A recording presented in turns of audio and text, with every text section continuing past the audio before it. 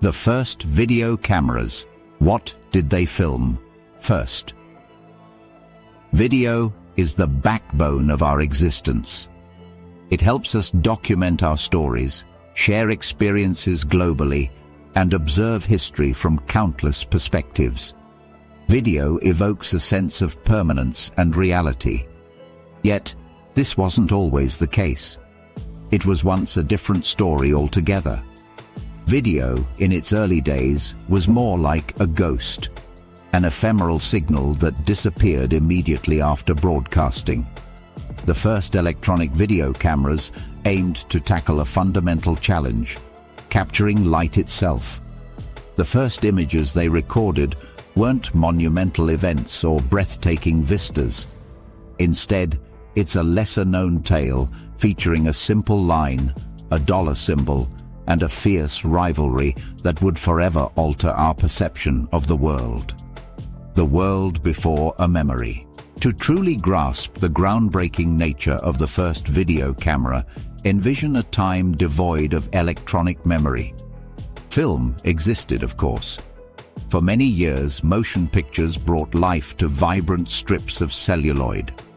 However, film was a physical and chemical process, costly, cumbersome, and slow. Broadcasting a film reel live to numerous screens wasn't an option. Then television emerged. In its early phases, TV was simply live. A performance unfolded in a studio, transformed into a signal, transmitted through the air and displayed on select screens. And then, poof, it vanished. There was no option for rewind or replay, making it as fleeting as a live theater performance. Networks desperately sought to preserve these broadcasts. Their answer was a rather crude contraption known as the kinescope. It was a primitive process, a film camera aimed at a TV monitor, recording the program in real time. Imagine that. The sole method to save a TV show was to refilm it off a screen.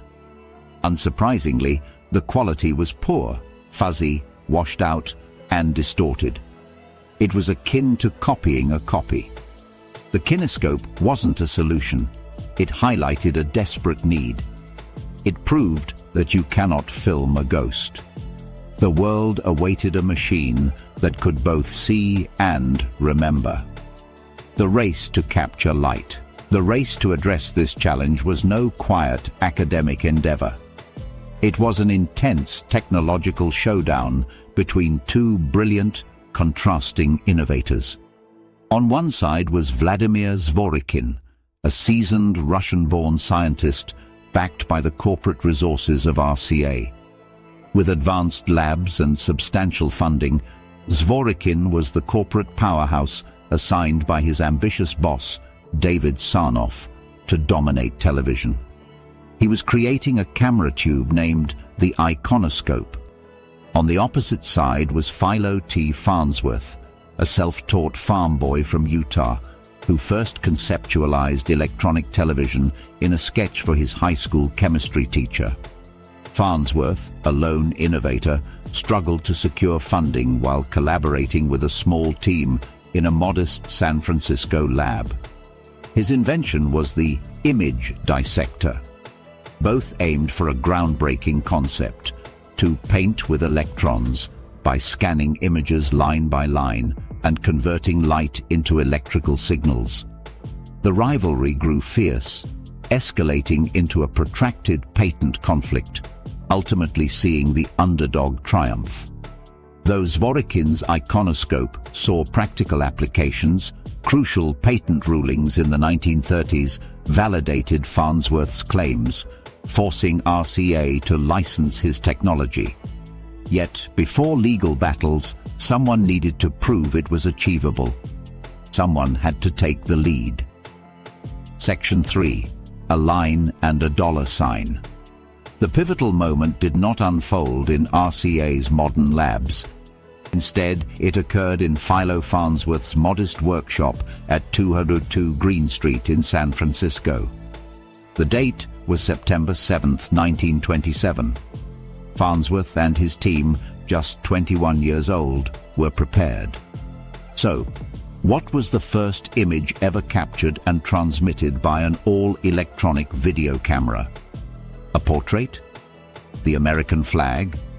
No, it was a straight, horizontal line. Farnsworth positioned a glass slide featuring the line before his image dissector. Meanwhile, his brother-in-law, Cliff Gardner, watched a small receiver screen in another room. Farnsworth called out, and the screen illuminated with a glowing line. As he rotated the slide, the line on the screen rotated in sync. It was astonishingly simple, but a significant milestone. An image had been transformed into electricity, transmitted through a wire, and reconstructed. His wife Pem later recalled him exclaiming, "There you are, electronic television." The experiments continued. A year later, needing to impress his investors, Farnsworth prepared another slide featuring a dollar sign. This was a playful nod to the men funding his research. They loved it, recognizing it as proof that this wasn't merely an experiment, it had a promising future.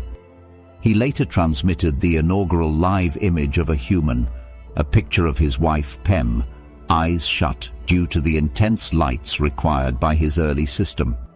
From the lab to the living room, the ghost was poised to step into the spotlight. This moment arrived at the spectacular 1939 New York World's Fair. Within the futuristic RCA Pavilion, the company unveiled television to an astonished audience. Crowds gathered to witness a live moving image from a different location. The broadcast featured a speech by President Franklin D. Roosevelt, marking him as the first U.S. president to appear on television. To dispel doubts, RCA showcased a transparent TV casing, demonstrating the absence of film reels. However, one critical element still eluded them. Though these broadcasts appeared and disappeared, the issue of recording had been partially addressed years earlier in 1927, when Scottish inventor John Logie Baird developed phonovision. He recorded crude TV signals on wax gramophone records. The flaw? There was no way to play them back. The technology wasn't advanced enough. Those recordings were only successfully viewed decades later by modern engineers, revealing ghostly faces Baird never got to witness. The ultimate solution emerged in 1956. A California company named Ampex launched the VRX 1000, the first commercially successful videotape recorder. This massive device used 2-inch wide magnetic tape and cost $50,000, equivalent to over $500,000 today. Although primarily intended for major TV networks, it was effective.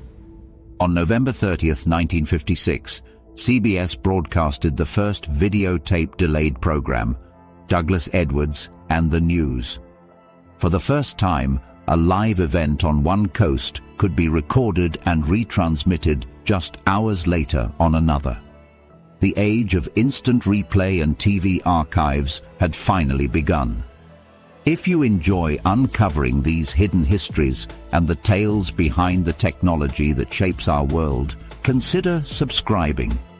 Countless stories remain hidden within the machine, and you won't want to miss our next discovery. From that initial, simple, electronically drawn line in a San Francisco lab, a new era began. The aim was merely to capture a fleeting image.